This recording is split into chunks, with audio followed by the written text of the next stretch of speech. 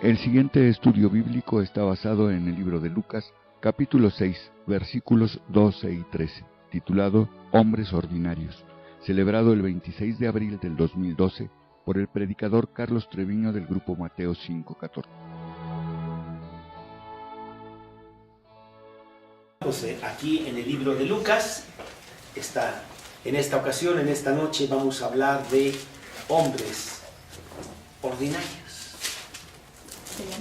Así se llama el estudio. Hombres como tú y como yo. Constantemente tenemos una imagen equivocada de los santos de Dios. Y vamos a una iglesia y vemos una imagen de San Pedro. Que bueno, no es la imagen de San Pedro porque ve tú a saber cómo era él. Pero a alguien se le ocurrió, ¿verdad?, pintarlo de esa manera. O muchos otros hombres que finalmente se dedicaron con gran fuerza a las cosas de Dios y que ahora se les tiene en una estima especial. Inclusive se les canoniza, dice la palabra, ¿no?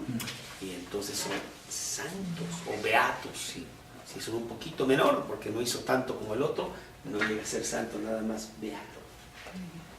Pero eso está equivocado, porque si tú ves a estos hombres de Dios y lees en la Biblia lo que pasó en sus vidas, son hombres ordinarios, ordinarios como tú y como yo, pecadores que necesitaron la realidad de un Salvador para sus vidas, también con muchos problemas, con un gran vacío, que finalmente atendieron lo que Cristo les decía para seguir a Cristo, porque tenían muchos problemas. Entonces no nos vayamos con esa noción equivocada de que nosotros pues nunca podríamos hacer lo que hizo San Pablo, porque Dios en este siglo quiere que tú hagas lo mismo que Él hizo. Y si Dios lo hizo en una persona tan pecadora y tan terrible como Pablo, que antes era Saulo de Tarso, pues lo puede hacer también contigo. Y eso me da mucho aliento a mí, porque yo al ver mi vida y ver lo terrible que soy, digo, pues yo creo que Dios no me puede utilizar a mí nunca. Mira nada más el personaje que soy yo, pero al leer pasajes como el que vamos a ver en esta ocasión y en las siguientes semanas, me da mucha esperanza, porque veo que Dios sí me puede utilizar a mí. Y salgo con gran motivación, como lo hice esta tarde, de ir y hablar de Cristo y decirle a las personas, aunque no me hagan caso. Esta semana invitamos a una pareja a cenar con nosotros este viernes. Y bueno, no creo que vaya a suceder porque no me ha contestado nada. Y mañana es viernes. Pero eso no nos desmotiva. En realidad no hay ningún problema, pues buscaremos a otra, ¿no? Y eso quiero que también lo hagas tú. Estamos en Lucas capítulo 6, en los versículos 12 y 13, para hablar en las siguientes semanas y en esta noche de hombres ordinarios. 6:12. En aquellos días, él fue al monte a orar y pasó la noche orando a Dios. Y cuando era de día, llamó a sus discípulos y escogió a 12 de ellos, a los cuales también llamó apóstoles. ¿Sí? Bueno, como que va a ser una introducción a estos hombres. Vamos a ver sus vidas, vamos a ver su personalidad, a estos hombres ordinarios que Cristo seleccionó para que fueran sus discípulos. Y es muy importante ver que Dios siempre ha escogido para hacer sus cosas extraordinarias a hombres muy ordinarios. Él no escoge a reyes, aunque podría hacerlo, gobernantes, grandes sabios, sino dice la Biblia que escoge a lo débil del mundo. Primera de Corintios, capítulo 1, versículo 26. Primera de Corintios 1:26, que dice así: pues mirad, hermanos, vuestra vocación, que no sois muchos sabios según la carne, ni muchos poderosos, ni muchos nobles, sino que lo necio del mundo escogió Dios, para avergonzar a los sabios, y lo débil del mundo escogió Dios, para avergonzar a lo fuerte, y lo vil del mundo, y lo menospreciado escogió Dios, y lo que no es, para deshacer lo que es, a fin de que nadie se jacte en su presencia. Dios siempre ha usado esta fórmula. Y podemos ver en la Biblia cómo Él escogió a un hombre que se llamaba Abraham. Abraham, que viene a ser el padre del pueblo judío, un hombre idólatra, como lo podemos leer en Josué 24:2. No era un hombre especial, al contrario, era un hombre realmente con muchísimos problemas en su vida personal. Josué 24:2 dice así: y dijo Josué a todo el pueblo: así dice Jehová, el Dios de Israel, vuestros padres habitaron antiguamente al otro lado del río, esto es Taré, padre de Abraham y de Nacor, y servían a dioses extraños. Entonces vemos a Abraham, un idólatra, y él fue el padre de Israel, y después Dios lo ha utilizado para ser espiritualmente el padre de todos los cristianos, según dice allí en Romanos. José es un esclavo allí en Egipto, y Dios lo levanta a ser el ministro, el segundo más importante de los egipcios, ¿sí? Y Dios hace eso con él porque él quería agarrar también a un donadie para sus planes muy, muy especiales. Porque utilizó a José, se le dice José el soñador, para que más o menos entiendas un poquito de la historia si no la has leído. Pero él viene a ser muy importante para preservar al pueblo judío durante esos 7 años de gran hambre que hubo en la tierra. Génesis 50:20. Vosotros pensasteis mal, le dice José a sus hermanos, pensasteis mal contra mí, mas Dios lo encaminó a bien para hacer lo que vemos hoy, para mantener en vida a mucho pueblo.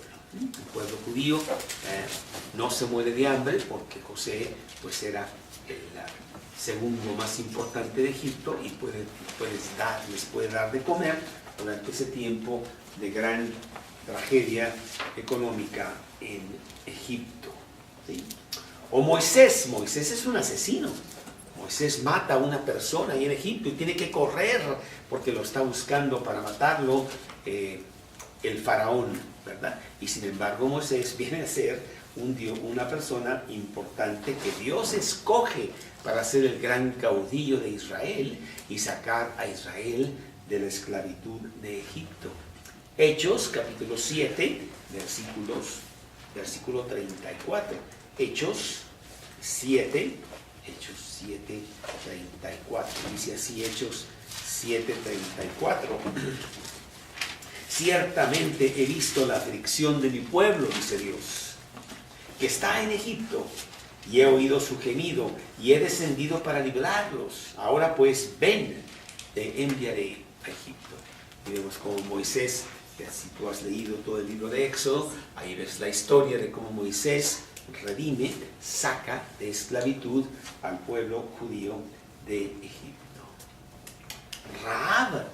Rahab la prostituta, que es de un pueblo terrible que vive allí en Jericó y que Dios la usa para que los judíos entren a Jericó y puedan vencer a ese pueblo. Y además ella viene a ser ascendente o ascendiente, no sé cómo se diga exactamente, en la genealogía de Jesús. Ella misma, una mujer pues con muy buenas credenciales, pero viene a ser la tatara abuela de Jesús, ¿sí? Inclusive si tú lees la genealogía que está en el libro de Mateo capítulo 1, ahí se nombra a 4 mujeres dentro de la genealogía de Jesús. Pues son puros hombres, pero nombra mujeres, y las 4 eran terribles. Tamar, una historia terrible. Ruth, una moabita. Esta mujer, Rahab, una prostituta. Y es que Dios utiliza lo más bajo para avergonzar a lo más alto. A lo más alto según el mundo, ¿verdad? Porque tampoco son más altos, son igual de bajos. Aquí no hay más que puros pecadores. David, el gran rey David, que viene a ser de un muy humilde pastor al gran rey David de Israel. Pero que también sus trapitos sucios tenía, ¿te acuerdas? Porque se mete con una mujer sucede que es la mujer de su mejor amigo. Y luego para cubrir su pecado va y de una manera encubierta mata al amigo. Y tú dices, oye, ¿cómo es posible? Y sin embargo, Dios usa a David. Y entonces Dios tiene siempre esta fórmula de estar usando personas ordinarias, pecadoras, para las grandes cosas que tiene Dios. Juan el Bautista, un hombre que ni siquiera se vestía bien y que comía langosta ahí en el desierto y no sé qué. Y Jesús dice, no ha habido nadie más grande que este hombre. Nadie, parece ser. Mateo 11:11. Mateo 11:11. De cierto os digo, entre los que nacen de mujer, no se ha levantado otro mayor que Juan el Bautista, pero es el más pequeño en el reino de los cielos. El más pequeño en el reino de los cielos es mayor que él. Pero hasta el tiempo de Juan el Bautista, este es el más grande, dice Jesús. Y realmente, pues, no son los estándares del mundo. Los estándares del mundo es ¿cuánto no tienes, Roberto? Dame tus credenciales. ¿Cuántos títulos tienes? ¿Cuántas medallas tienes? Entonces sí, muy bueno. Pero eso no es como Dios mueve sus cosas, ¿no? Jesús usa el mismo método, usa la misma fórmula para seleccionar a sus discípulos. Gente común y corriente. Inclusive un poquito más abajo del estándar que tú podría ser. Ninguno de ellos le darías tu chamba ahorita, ¿no? Ni de portero por allá o lo que sea, para nada, porque no tendrían las calificaciones. Hechos 4:13. Hechos 4:13. Dice Hechos 4:13. Entonces, viendo el denuedo, el valor de Pedro y de Juan, y sabiendo que eran hombres sin letras. ¿Qué quiere decir eso? No sabían ni siquiera leer ni escribir. Y del vulgo, ahí de lo peor, ¿no? Se maravillaban y les reconocían que habían estado con Jesús. Entonces vamos a ver cómo Jesús va a seleccionar a estos 12 que finalmente transforman la historia del mundo. Porque no hay una historia, no hay una serie de eventos más marcadores en la historia del mundo que el inicio del cristianismo allá en el primer siglo, bajo estos hombres. Pues vamos a examinar a estas personas que Jesús selecciona como sus discípulos. Y vamos a ver la personalidad de cada uno de ellos. Y la verdad te va a sorprender y vas a ir con Jesús y le vas a decir, oye Jesús, ¿cómo es posible?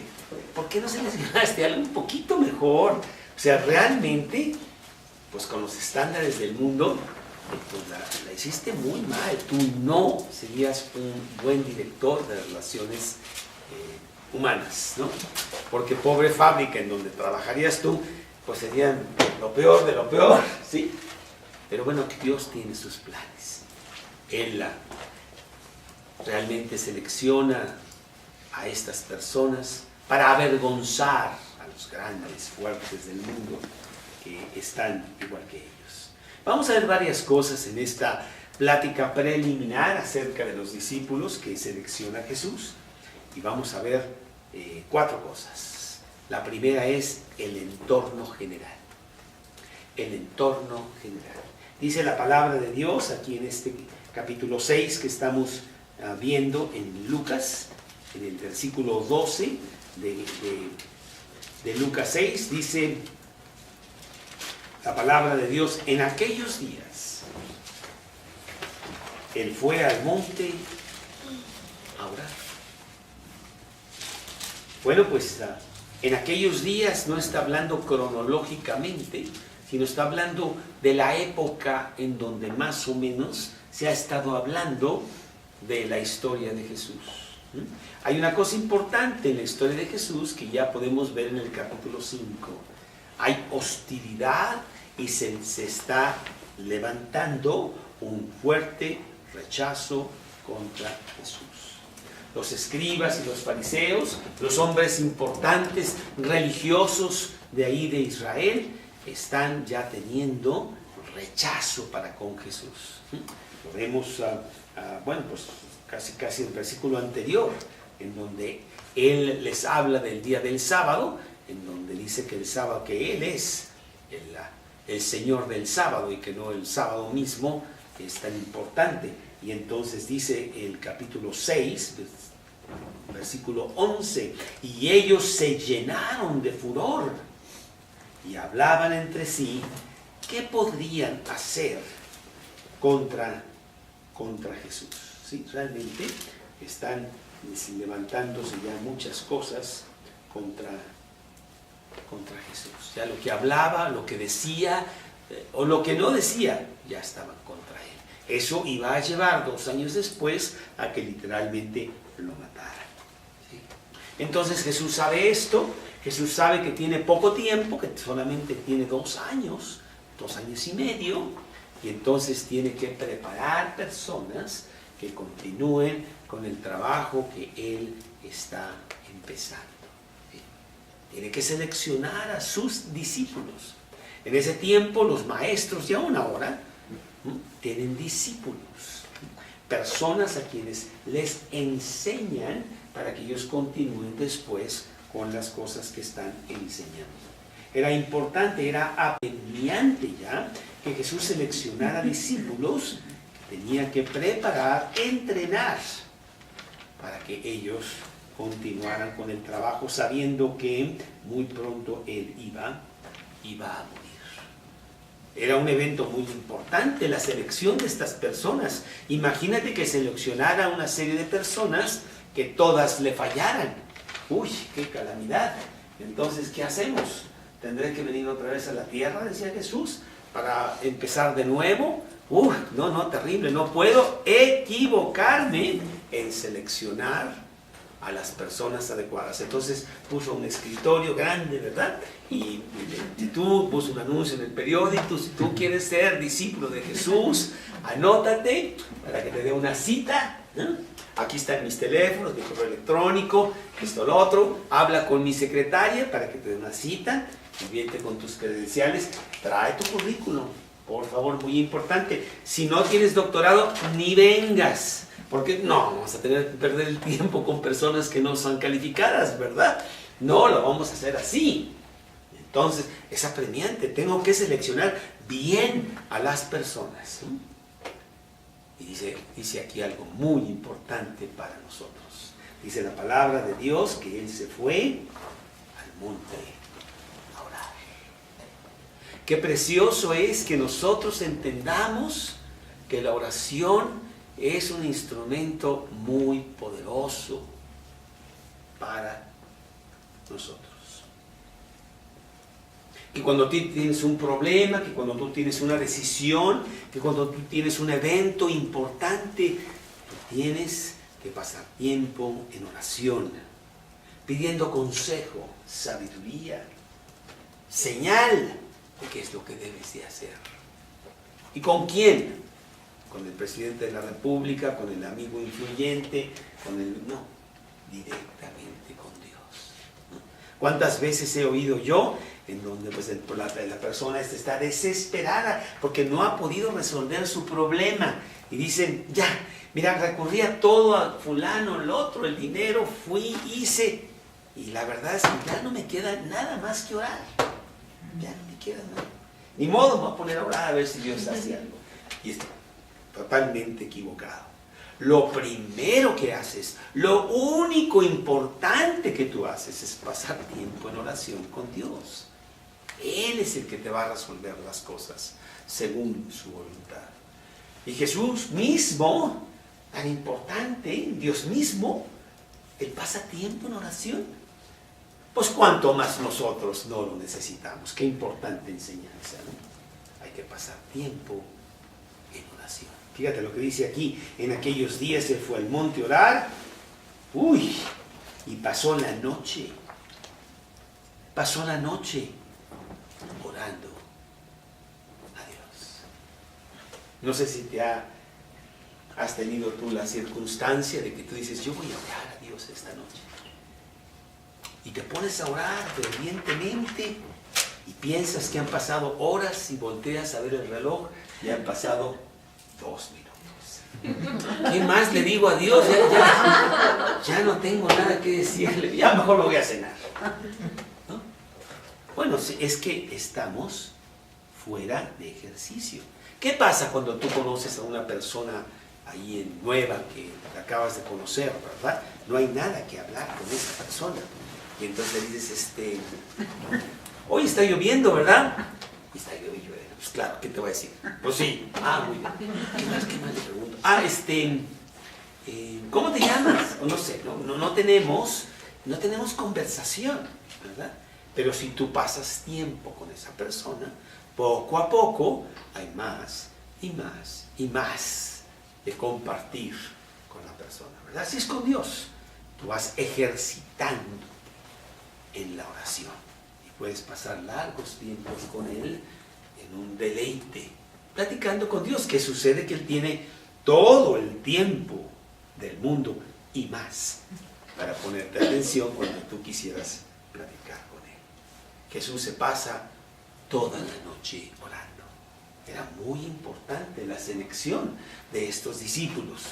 Nosotros queremos pasar mucho tiempo también orando. Mira, Marcos capítulo 1, vamos a Marcos capítulo 1, versículo 35.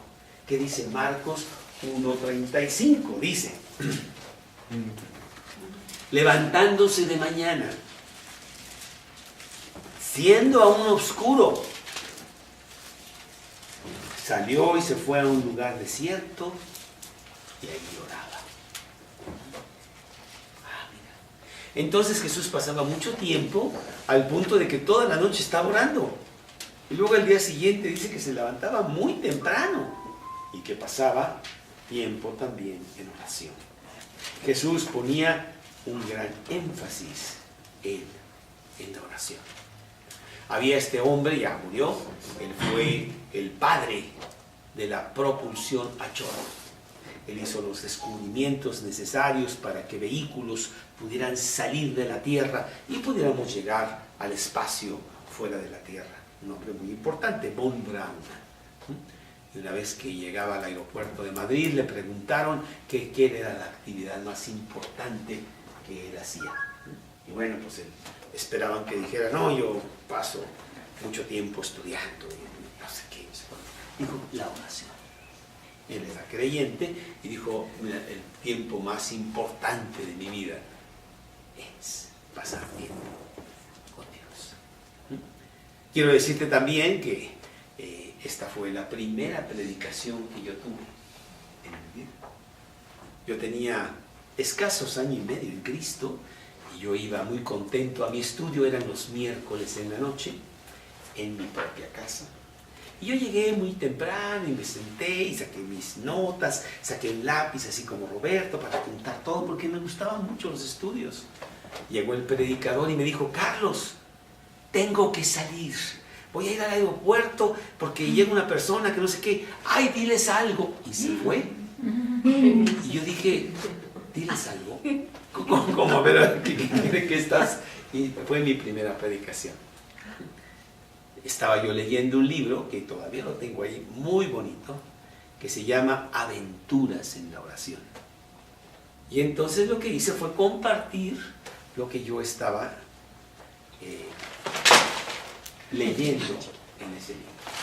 Mucho después, cuando ya empecé yo a predicar, ese mismo predicador, estábamos platicando una noche, le dije, ya te tengo que correr porque mañana predico y no tengo nada que predicar.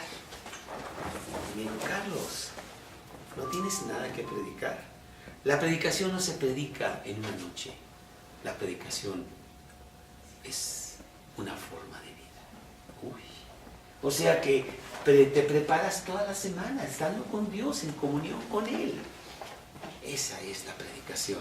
¿Y cómo estás en comunión con Él? Pues no hay nada más que leer la Biblia, en donde Dios habla contigo, y la oración en donde tú hablas con Dios. Y entonces tienes mucho que hablar. No es tanto que estés preparando, claro que preparas, pero no es lo importante. Tu corazón ya está preparado. Imagínate Jesús pasando tiempo en oración con su Padre, preparándose para que al día siguiente Él pudiera adecuadamente seleccionar a estos discípulos. El entorno general. Te pregunto, ¿cómo está tu tiempo de oración? 2 minutos, 3. A lo mejor eres muy bueno y dices, no hombre, voy hasta 4:30. Ojalá y tú pases aventuras en la oración. Número 2, la selección misma. La selección, versículo 13, aquí en Lucas 6. Lucas 6. Y cuando era ya de día, llamó a sus discípulos y escogió a 12 de ellos. Dios mismo, Dios Padre, en respuesta a su oración, les reveló su voluntad sobre quiénes serían sus discípulos. Por lo que cuando ya era de día, fue y los llamó. Fue muy sencillo, porque ya estaba preparado de antemano por Dios. Esta palabra plural, que significa discípulos, es estudiantes, aprendices, personas que quieren aprender de su maestro. Y bueno, realmente Jesús tenía muchos discípulos. Había personas que lo seguían por todos lados, cientos de personas, y Él escoge solamente a 12 discípulos. Esas serían las personas a quienes Él realmente les confiaría todo lo que Él sabía para que ellos continuaran con el trabajo cuando Él partiera. Ahora, ¿por qué 12? ¿Cuántas tribus había en Israel? 12. Pues como que seleccionó uno por cada tribu de Israel. Y no que en los tiempos de Jesús estuvieran bien distinguibles las tribus, para nada. Ya era un menjurje aquello y ya no se sabía de quién era, de qué tribu. No importa, sí, Dios sí sabía. Y entonces Él selecciona a 12 para que fueran sus discípulos. La mayoría ni creía en Él. Había muchas personas que lo seguían, pero lo seguían por interés, lo seguían o para encontrarle algo e irse contra Él, pero realmente no personas dispuestas. La mayoría no estaba así. Juan 6, versículo 63, Juan 6, 63. Bueno, me voy más adelante, en el versículo 66, después de que Él habla. Desde entonces muchos de sus discípulos volvieron atrás y ya no andaban con Él. ¿Por qué? Porque pues, Él pide un costo. O sea, ¿quieres realmente ser mi discípulo? Pues tienes que morir a ti mismo, tomar tu cruz y seguirme. Y la mayoría dice, no, muchas gracias, la verdad es que sí quiero ir a los estudios, pero tanto así como ser fanático, pues no. La verdad es que si todos los cristianos somos fanáticos, ¿de qué otra cosa hablaríamos? Si no de Cristo. hay que seguirlo a él. Pero la mayoría no lo seguía porque no eran cristianos. Y él selecciona a 12 discípulos. Más adelante, él les recordaría a los discípulos que él los escogió a ellos, no ellos a Cristo. No creas tú que ellos vinieron, ay, por favor, seleccióname a mí para que yo vaya contigo. Para nada, ¿eh? No. Él fue y él seleccionó a quien quiso. Vamos a leerlo, está en Juan 15, 16. Juan 15, 16. Dice la palabra de Dios en Juan 15, 16. No me elegisteis vosotros a mí, sino que yo os elegí a vosotros y os he puesto para que vayáis y llevéis fruto y vuestro fruto permanezca. Emma, qué bonito versículo. Carlos, no es cierto que tú andabas buscando a Dios y desesperadamente querías tú ser cristiano. Pura nada. Yo fui y te tuve que apretar el pescuezo para que vinieras. Yo te escogí a ti. Y estoy muy agradecido a Dios porque exactamente eso fue lo que me pasó a mí. Seguro que te pasó lo mismo a ti porque aquí lo dice. Es Él el que va y selecciona a quien Él quiere. Y yo estoy muy agradecido con Dios porque le digo, Dios, ¿por qué yo? ¿Sí? Cuando hay tantas personas mejor, más capacitadas, y yo inclusive estaba en contra de ti, pero tú me hiciste que yo viniera a ti. Y durante estos 30 y tantos años que llevo con Cristo, 34 ya, pues la verdad ha sido una vida abundante. Algo maravilloso de lo cual yo estoy muy agradecido con Dios. ¿Qué hubiera pasado conmigo si Cristo no hubiera hecho lo mismo que hizo con Mateo? ¿Te acuerdas que hizo con Mateo? Que pasó por ese banco de los tributos y nomás le dijo, sígueme. Oye, yo que fue, que espérame, que... sígueme. Dice que Mateo no abrió la boca, se levantó en ese instante y totalmente hipnotizado dijo, aquí estoy. ¿Sí? Pues qué maravilloso que nosotros, cada uno de los que tenemos a Cristo en nuestro corazón, hayamos tenido la misma experiencia. Él me seleccionó a mí. Hay un himno muy bonito que está en inglés, no está en español, y lo quiero traducir, ¿no? Cuando Cristo va pasando y uno le dice, no pases sin mí, seleccióname a mí, llévame también a mí. Una persona rogándole a Dios que por favor yo también quiero, ¿no? Pero en realidad no es así, Él es el que selecciona. Tú y tú y tú, síganme. Ahora, ¿por qué yo? No sé, no tengo la menor idea, pero no pregunto por si se equivocó. Yo aquí estoy, maravilloso Dios, yo sí quiero y me da muchísimo gusto. Ahora, Dios los selecciona a ellos, los va a comisionar mucho más adelante. Inclusive aquí en Lucas, estamos en el capítulo 6 de Lucas y vamos a ver que los comisiona hasta el capítulo 9, realmente mucho más adelante. O sea, los manda a hacer algo para Cristo. Capítulo 9, versículo 1. Habiendo reunido a sus 12 discípulos, les dio poder y autoridad sobre todos los demonios para sanar enfermedades. Mucho más adelante. Dios me seleccionó a mí y me dijo, sígueme. No me dijo qué iba a pasar. Carlos, quiero que empieces a predicar. Quiero que dejes esto. Quiero que sigas aquello.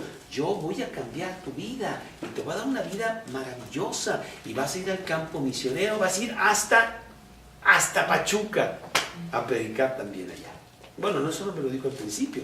Sencillamente me dijo, sígueme.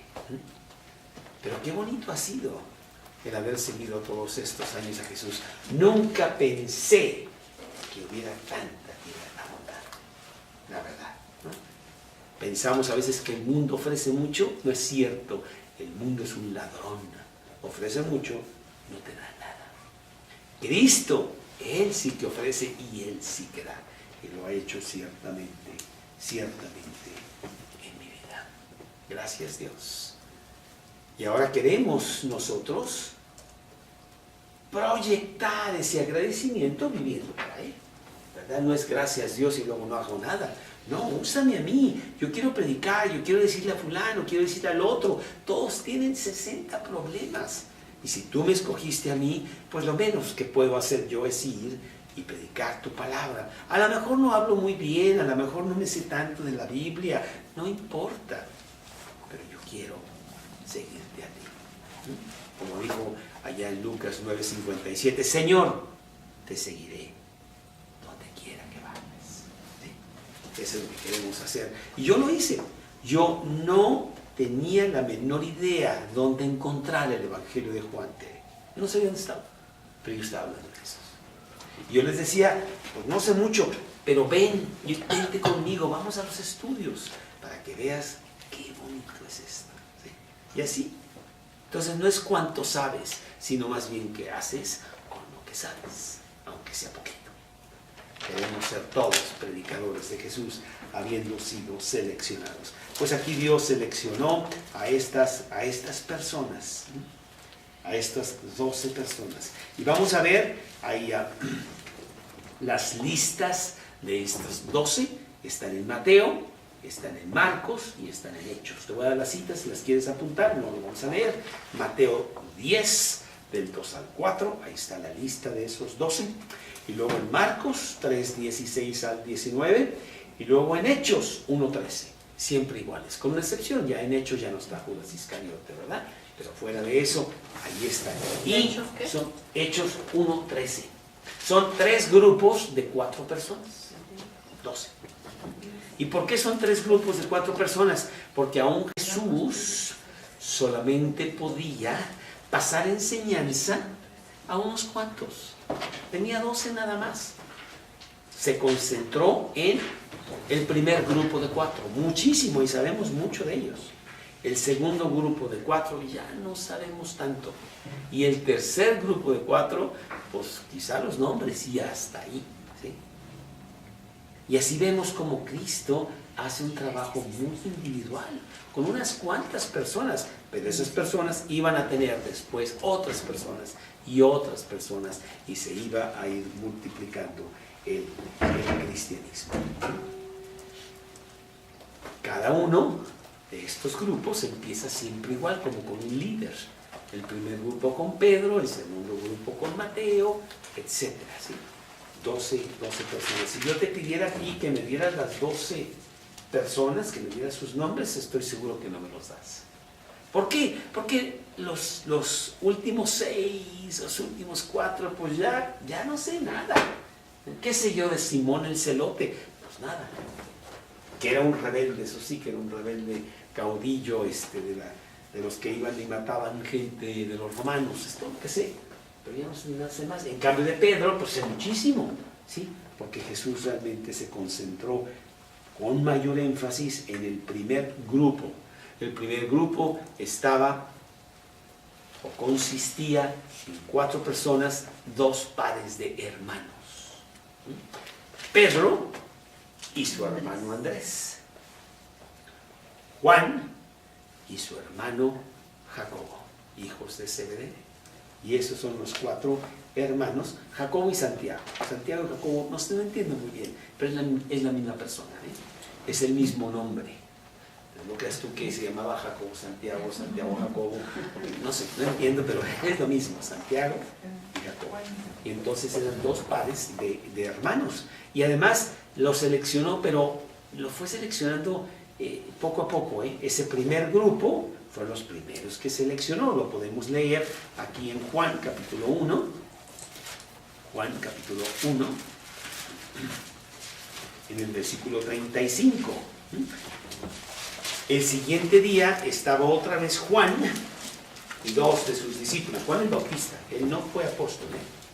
Juan el Bautista era primo de Jesús y muere muy temprano en el ministerio de Jesús. Y a veces lo confundimos con Juan, el que escribe el Evangelio de Juan. Hay que tener cuidado, y como que Dios también nos hace que estudiemos la palabra para entenderla. Entonces este no es Juan el apóstol, sino es Juan Bautista. Mirando a Jesús que andaba por ahí, dijo: he aquí el Cordero de Dios. ¿Quién dijo eso? Juan el Bautista. Le oyeron hablar los 2 discípulos de Juan el Bautista y siguieron a Jesús. Y volviéndose Jesús y viendo que le seguían, les dijo, ¿qué buscáis? Ellos le dijeron, Rabí, que traducido es maestro, ¿dónde moras? Les dijo, venid y ved. Y fueron y vieron dónde moraba y se quedaron con él aquel día porque era como la hora 10. Andrés, hermano de Simón Pedro, era uno de los 2 que habían oído a Juan y habían seguido a Jesús. Este halló primero a su hermano Simón y le dijo, hemos hallado al Mesías, que traducido es el Cristo, y le trajo a Jesús. Son los primeros 2 que Jesús selecciona como sus discípulos. Entonces está Pedro, Andrés, Juan y Santiago, el segundo grupo, Felipe, Bartolomé, que también se llama Natanael, que lo vemos aquí en Juan 1, Mateo y Tomás, ya van 8. Y el tercer grupo, Jacobo, hijo de Alfeo, Simón el Celote, Judas Iscariote. Y me faltaba otro Judas que no lo puse aquí. Judas, oye, hijo de quién. Son 12. La semana pasada, la semana entrante va a haber una prueba. Y te voy a ver cuánto te sabes, Lupita. Y el que no se lo sepa, fuera. No, me cierto. La verdad es que no. ¿Verdad? Pero bueno. No, pero tú sí te lo sabes, ¿no? Ahí está la cancioncita que tenemos de Natán. Y entonces ahí, ¿verdad? En el reino, ahí te aprendes todos, no sé qué, no sé cuánto. ¿No te acuerdas? Entonces, todos venían de fondos diversos. Y entonces, de alguna manera, sí tenían mucha motivación, eran gente muy energética, Dios los seleccionó para eso. Y todos sus fondos diversos que se hubieran matado entre sí si no fuera por Cristo. Imagínate Simón el Celote con Mateo el publicano. Este cuate matando a todos los que trabajaban para los romanos. Y Mateo, el recaudador de impuestos, traidor, y que dice, no, mira lo que hubiera pasado ahí. Pero no, parece que nunca se pelearon. No sé por qué no lo decían. No tengo la menor idea. Pero bueno, ellos 2 eran los discípulos. Todos de Galilea. Galilea era lo peor, ¿eh? Si tú eres de Galilea, Marta, la verdad, ni te saludo. Porque, oye, ¿quién quiere saludar a los galileos? ¿Sí? 11 eran de Galilea, con una excepción. Una persona digna. ¿Quién era la excepción? Que no era de Galilea. Viene de ahí. ¿Cómo? Judas Iscariote, claro, él era de Jerusalén. El único que realmente valió la pena, imagínate. Los demás eran de Galilea, ¿sí? Pero todos tenían fervor, todos tenían devoción y estaban rápidamente fascinados con Jesús. Número 3, el llamado, ¿sí? En donde dice, llamó a sus discípulos, los llamó apóstoles, los llamó embajadores, mensajeros, con la autoridad de aquel que los envía. Bueno, David, tú sabes que le propuso matrimonio a Abigail, ¿verdad? Él mandó mensajeros para proponerle, en nombre de David, matrimonio a Abigail, allá en 2 de Samuel, ¿sí? ¿Y qué hace Abigail? Abigail, dice la palabra de Dios, que le lava los pies a los mensajeros. O sea, son muy importantes. ¿Por qué son muy importantes? Porque vienen con la autoridad de aquel que los envió como mensajeros, ¿sí? Entonces ella pues sabe que son personas importantes que vienen de parte de su Señor, ¿sí? Así también estos son apóstoles que vienen en nombre de Jesús mismo. Y vienen primero que nada a prepararse con Él. Y Él empieza realmente a traerlos y a que vivan con Él. Y luego los enviaría a hacer diferentes cosas, ¿sí? Claro, la selección iba a ser lo primero, pero después vendría la preparación, y después de la preparación vendría la predicación. Primero a los judíos y luego a todo el mundo, ¿sí? Así es. Número 4, la importancia de estos hombres. Bueno, pues yo creo que no tengo que hablar mucho de la importancia, porque ellos son los pilares del cristianismo, Ellos, Dios los utilizó para que se escribiera la Biblia, ¿verdad? Y ellos empezaron a hablar de las doctrinas del cristianismo que habían recibido directamente de Jesús. Y sí es una pena que pues, no conocemos a la mayoría de ellos, porque conocemos a 3 o 4 y a los demás pues ni sus nombres conocemos. Pues muy mal, porque deberíamos de darle honor a cada uno de ellos por ser los pilares del Evangelio. Tomás, por ejemplo, si yo te digo que quién es Tomás, me digo, sí, claro, el incrédulo, aquel que le dijo a Jesús, pues si tú no te presentas, no, le dijo a los otros discípulos, ¿verdad? Bueno, no es cierto, él no fue incrédulo, sino que en esa ocasión tuvo su duda, ¿verdad? Pero hay que ver quién es Tomás y cómo Dios realmente utilizó grandemente a estos hombres. Todos merecen respeto por su ministerio, todos tendrán honor en la eternidad. Apocalipsis 21, 14. Apocalipsis 21, 14. El muro de la ciudad tenía 12 cimientos y sobre ellos los 12 nombres de los 12 apóstoles del Cordero. Así es. Entonces son muy importantes y son muy importantes por 6 razones. Porque son el fundamento de la iglesia. Efesios 2:20. Efesios 2:20. Vamos a leer Efesios 2:20. Edificados sobre el fundamento de los apóstoles y profetas, siendo la principal piedra del ángulo Jesucristo mismo. 2. Recibieron revelación de Dios. Hechos 2:42, por ejemplo. Hechos 2:42. Dice Hechos 2:42. Y perseveraban en la doctrina de los apóstoles, en la comunión unos con otros y en el partimiento del pan y en las oraciones. 3. Son los edificadores de la iglesia. Ellos edificaron la iglesia. Efesios 4:11. Efesios 4:11 dice: Él mismo constituyó a unos apóstoles, versículo 12, a fin de perfeccionar a los santos para la obra del ministerio, para la edificación del cuerpo de Cristo. Vidas ejemplares sería otra razón, porque después de que recibieron a Cristo, sí empiezan a tener, tarde o temprano, vidas ejemplares. Inclusive esos 11, el apóstol Juan no, todos los demás mueren martirizados por su fe, todos los demás. Inclusive dicen que Pedro murió crucificado de cabeza en Roma, porque él no quiso morir de la misma manera que su Señor. 1 Corintios 11:1. Sed imitadores de mí como yo de Cristo. Veamos la vida de estos hombres e imitémosla.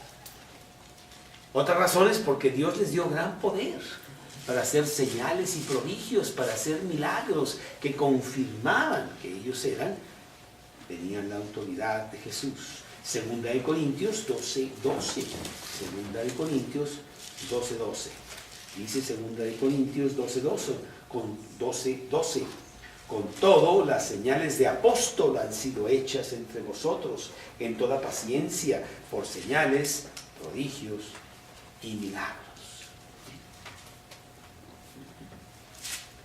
Y poder, grandemente bendecidos. Es la siguiente razón. Ellos tuvieron una gran bendición de Dios que después, la recibiríamos nosotros. Lucas 18, 28 al 30. Lucas 18, 28. Déjame ver, Lucas 18, 28 al 30. Entonces Pedro dijo: he aquí nosotros hemos dejado nuestras posesiones y te hemos seguido. Y él les dijo: de cierto os digo que no hay nadie que haya dejado casa o padres, o hermanos o mujer o hijos por el reino de Dios, que no haya de recibir mucho más en este tiempo y en el siglo venidero la vida eterna. Pero hay una cosa muy importante que no debemos de olvidar. Ellos, Emma, no fueron perfectos. ¿No? Para nada, ¿eh? ¡Ay! ¡Qué gran alivio!, ¿no? Porque, pues, entonces yo me puedo identificar. Porque, ¿sabes qué, Mina? No sé si sepas, pero yo no soy perfecto. No le digas a nadie, pero es así. Sino que fueron gente ordinaria, gente común y corriente como tú y como yo, que se les olvidaba dónde estaba la pasta. ¿Dónde dejaste la pasta de dientes? Ay, te he buscado toda la mañana. Igual, ¿sí? Igual que nosotros, ¿verdad? Y se le rompía la agujeta. Ay, ya se me rompió, tengo que ir a comprar otra porque... el tío, ¿no? Se me olvidó el lápiz, no llené de gasolina el coche, oye, me quedé tirado, bueno, no tenía el coche. Pero bueno, cosas así, ¿no? Hombres, tú y como yo.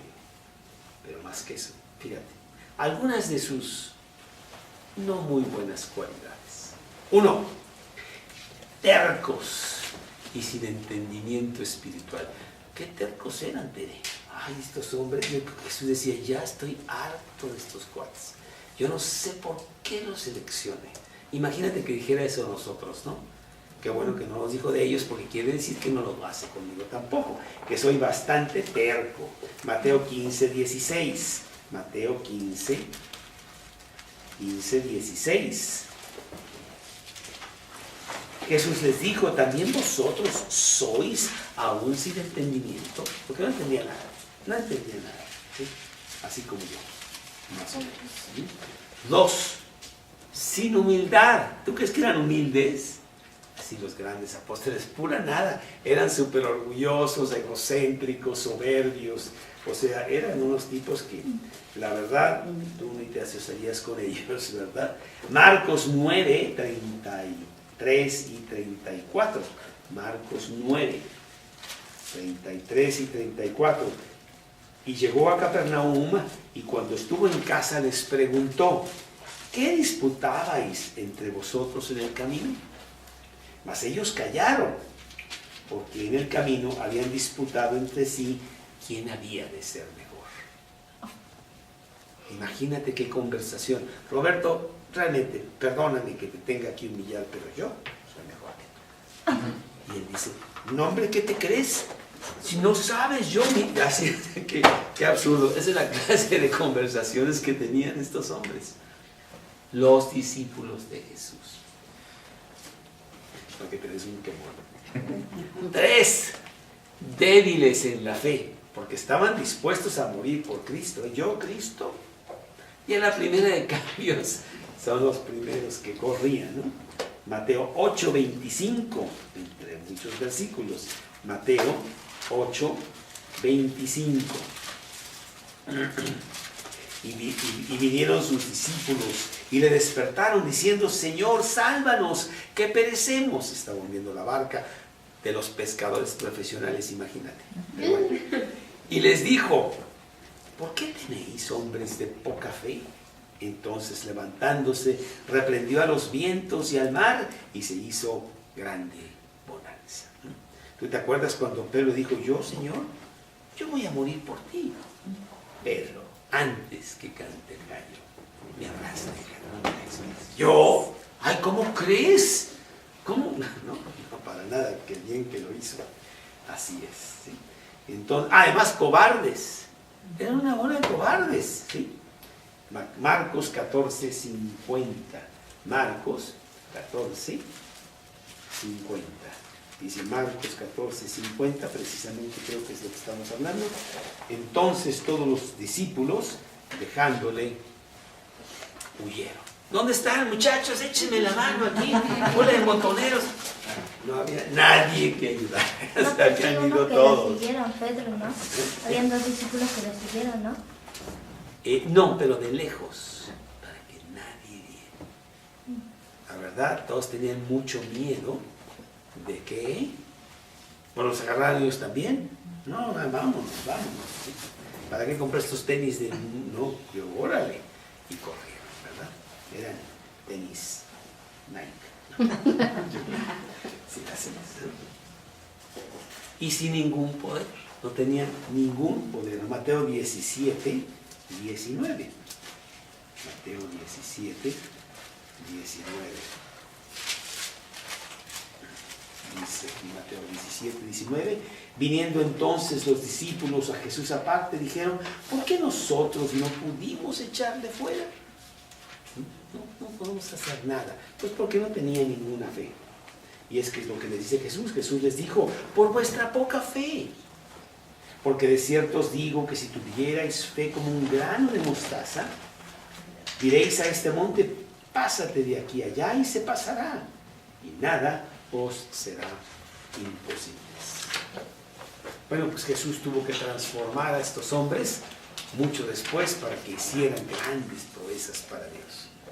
Pero bueno, yo me identifico con ellos, ¿no? Qué bonito, porque digo, ay, qué bueno que ya más o menos estamos en el mismo nivel.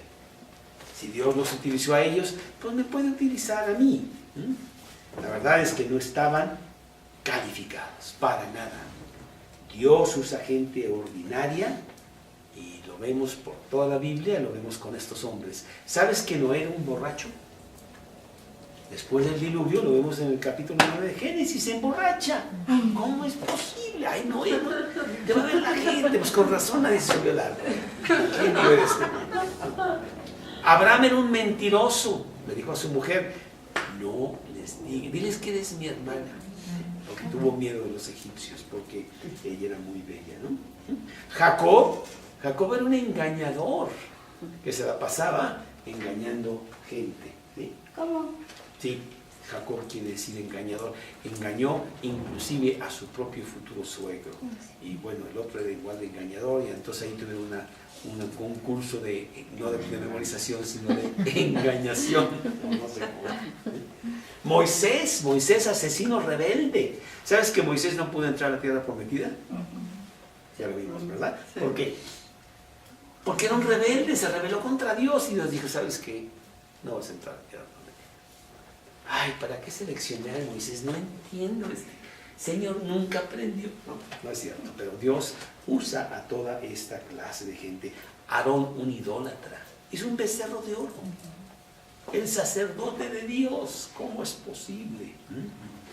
David, bueno, pues ya sabemos de David, ¿verdad?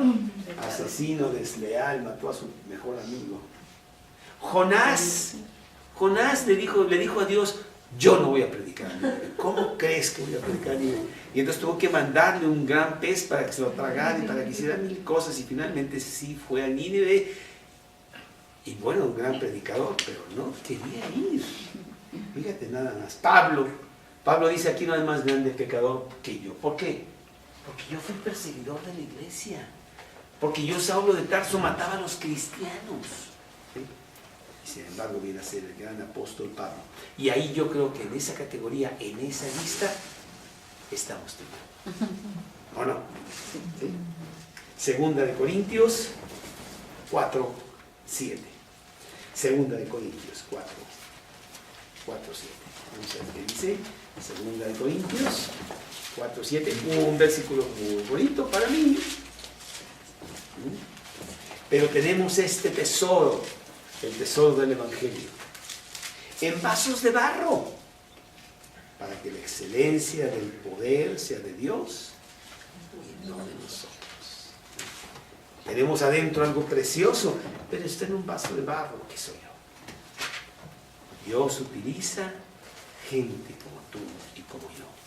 No a los poderosos, no a los grandes, sino a la basura del mundo muchas veces, para avergonzar a los grandes. Pues me parece a mí un estudio realmente muy motivador. Porque muchas veces yo le digo: Dios, ya no voy a predicar. ¿Cómo quieres que yo predique? Mira, te voy a decir lo que hice hoy. Le pegué a fulano, le rompí los platos al otro, y todas estas cosas. ¿Y quieres que yo predique? No lo entiendo. Soy orgulloso, vanidoso, todo lo oso lo tengo yo. Todo. Hermoso. Y sin embargo Dios dice, todavía no he acabado contigo, pero yo te voy a usar a ti. Para avergonzar a aquellos que dicen que son grandes y que la verdad no quieren nada. Qué bonito. Yo quiero que tú también guardes eso en tu corazón y sepas que tú has sido seleccionado, seleccionada para Dios, por Dios, para que tú vayas y prediques el Evangelio allá afuera. Le digas a la gente que sí hay esperanza, que sí hay solución. Se llama Cristo. ¿Verdad? Entonces vayamos allá afuera. Vamos a predicar, llévate folletos, llévate tu Biblia. Mira a la gente que en Cristo está la salvación. Vamos a orar. Padre, Señor, te damos gracias, muchas gracias por esta gran motivación, por esta gran esperanza que tenemos de poder ser utilizados por ti. En medio de esta generación maligna y perversa, en medio de la cual resplandecemos como luminares en el mundo. Gracias, Señor, gracias por las oportunidades que me has dado de hablar de ti en esta semana y que me puedas dar, que me des muchas más, Señor. En el nombre de Cristo Jesús. Dice la palabra, ¿no? Y entonces son santos o beatos, ¿sí? Si son un poquito menor, porque no hizo tanto como el otro, no llega a ser santo, nada más beato. Pero eso está equivocado, porque si tú ves a estos hombres de Dios y lees en la Biblia lo que pasó en sus vidas, son hombres ordinarios, ordinarios como tú y como yo. Pecadores que necesitaron la realidad de un Salvador para sus vidas. También con muchos problemas, con un gran vacío, que finalmente atendieron lo que Cristo les decía para seguir a Cristo, porque tenían muchos problemas. Entonces, no nos vayamos con esa noción equivocada de que nosotros pues nunca podríamos hacer lo que hizo San Pablo, porque Dios en este siglo quiere que tú hagas lo mismo que Él hizo. Y si Dios lo hizo en una persona tan pecadora y tan terrible como Pablo, que antes era Saulo de Tarso, pues lo puede hacer también contigo. Y eso me da mucho aliento a mí, porque yo al ver mi vida, Dios, y lo débil del mundo escogió Dios, para avergonzar a lo fuerte, y lo vil del mundo, y lo menospreciado escogió Dios, y lo que no es, para deshacer lo que es, a fin de que nadie se jacte en su presencia. Dios siempre ha usado esta fórmula. Y podemos ver en la Biblia cómo Él escogió a un hombre que se llamaba Abraham. Abraham, que viene a ser el padre del pueblo judío, un hombre idólatra, como lo podemos leer en Josué 24:2. No era un hombre especial, al contrario, era un hombre realmente con muchísimos problemas en su vida personal. Josué 24:2 dice así: y dijo Josué a todo el pueblo, así dice Jehová, el Dios de Israel, vuestros padres habitaron antiguamente al otro lado del río, esto es Taré, padre de Abraham y de Nacor, y servían a dioses extraños. Entonces vemos a Abraham, un idólatra. El siguiente estudio bíblico está basado en el libro de Lucas, capítulo 6, versículos 12 y 13, titulado Hombres Ordinarios, celebrado el 26 de abril del 2012 por el predicador Carlos Treviño del grupo Mateo 5:14. Aquí en el libro de Lucas, en esta ocasión, en esta noche, vamos a hablar de hombres ordinarios. Así se llama el estudio. Hombres como tú y como yo. Constantemente tenemos una imagen equivocada de los santos de Dios. Y vamos a una iglesia y vemos una imagen de San Pedro. Que bueno, no es la imagen de San Pedro porque ve tú a saber cómo era él. Pero a alguien se le ocurrió, ¿verdad?, pintarlo de esa manera. O muchos otros hombres que finalmente se dedicaron con gran fuerza a las cosas de Dios y que ahora se les tiene en una estima especial. Inclusive se les canoniza y escogió a 12 de ellos, a los cuales también llamó apóstoles. ¿Sí? Bueno, como que va a ser una introducción a estos hombres.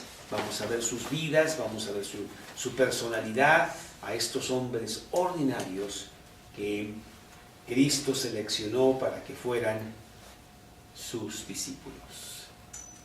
Y es muy importante ver que Dios siempre ha escogido para hacer sus cosas extraordinarias a hombres muy ordinarios. Él no escoge a reyes, aunque podría hacerlo, gobernantes, grandes sabios, sino dice la Biblia que escoge a lo débil del mundo.